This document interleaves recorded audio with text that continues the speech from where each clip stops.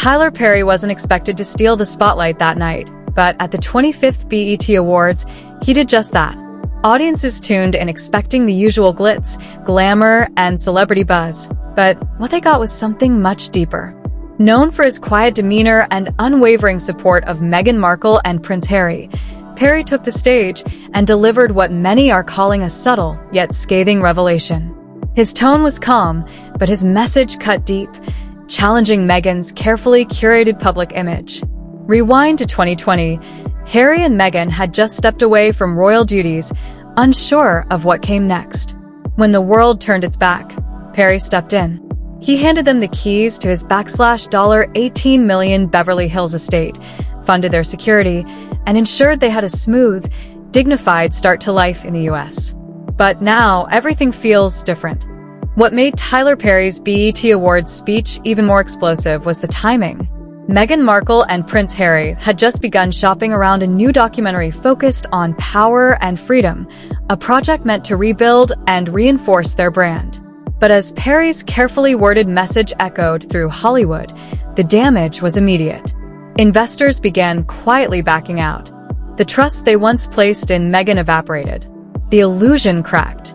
And with Perry, their most loyal and influential ally, now walking away, the foundation beneath their image began to crumble. In Hollywood, a place that thrives on quiet loyalty and behind-the-scenes deals, public takedowns are rare. But Tyler Perry isn't just another industry name. He's a self-made mogul, a studio owner, a man known for loyalty, integrity, and staying out of the drama. So when someone like that speaks out, especially against someone he once shielded, the ripple effect is massive. The next morning, phones were buzzing. A major producer who had been attached to Meghan and Harry's Netflix pitch suddenly withdrew.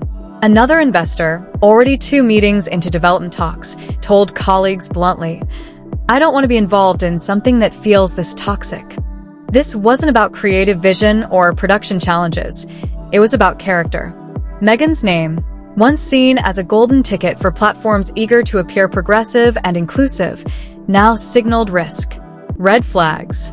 At Archewell, Meghan's PR team went into crisis mode.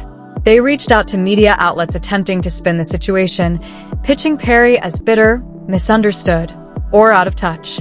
They offered exclusive interviews, behind-the-scenes access, even floated the idea of a podcast rebuttal. But the efforts fell flat.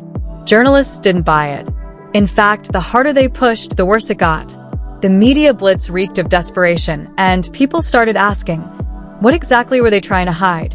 Behind closed doors, the situation unraveled further. Friends close to Perry revealed that he hadn't planned to go public. For years, he'd bit his tongue, telling himself his silence was loyalty. But sources say what pushed him over the edge wasn't just the private jet request or the empty business proposals. It was Meghan allegedly using his name without permission. In early 2024, she reportedly cited Perry's backing during a funding pitch for a new media venture, implying he was a silent supporter. When the story got back to him, Perry was livid. That wasn't just a line crossed. It was betrayal. He didn't speak out to cause drama. He spoke to protect his name. And once he did, others followed. A former assistant from Meghan's team called working under her emotionally exhausting, claiming she demanded complete loyalty and punished any form of dissent. A producer from their failed Spotify deal echoed the sentiment, saying Meghan rejected collaboration in favor of control. She didn't want partners, they said. She wanted yes men. Even Oprah Winfrey's camp, once seen as Meghan's most high-profile supporters, began to distance themselves. Insiders say there hasn't been any warm communication between Oprah's team and the Sussexes for months. And after Perry's speech, radio silence. No statements. No public show of support. Just distance. The fallout was swift and brutal. Meghan had long crafted a narrative of strength, independence, and resilience in the face of injustice. But now, that image was being publicly questioned not by tabloids or trolls, but by people who had once stood beside her, helped her, and protected her. For many, it felt like a mask had finally slipped. He literally housed her. And as the days passed following Tyler Perry's quiet but cutting speech, What began as one man's bold truth turned into a cultural shift. Meghan Markle, once seen as untouchable, suddenly wasn't. The fallout didn't stop at headlines. It reached her reputation, her brand, and most critically, her bank accounts. Netflix, once a major supporter, reportedly began reevaluating its long-term relationship with Meghan and Harry. Other investors started pulling out. Inside Archewell, the mood turned grim.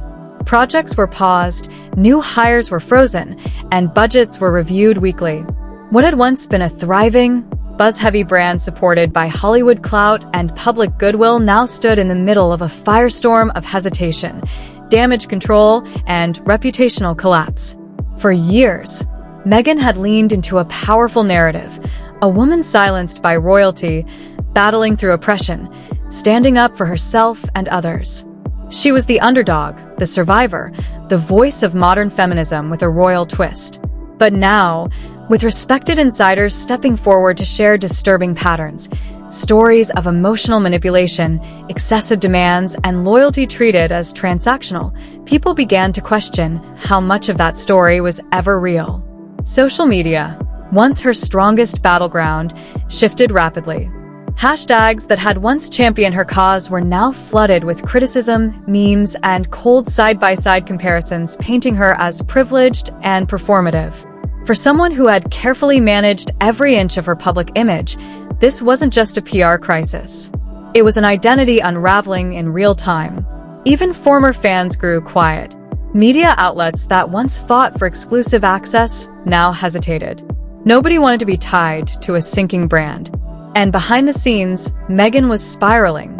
Sources say she sent a flurry of furious texts to Perry after the BET Awards, accusing him of betrayal, of humiliating her, of destroying everything she had built. But Perry didn't respond. Not then. Not later.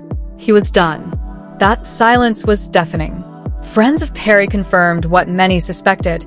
He had been emotionally cornered for years, pressured to give more, say less, and always remain loyal to someone who saw loyalty not as a bond, but as leverage. And his breaking point opened the floodgates.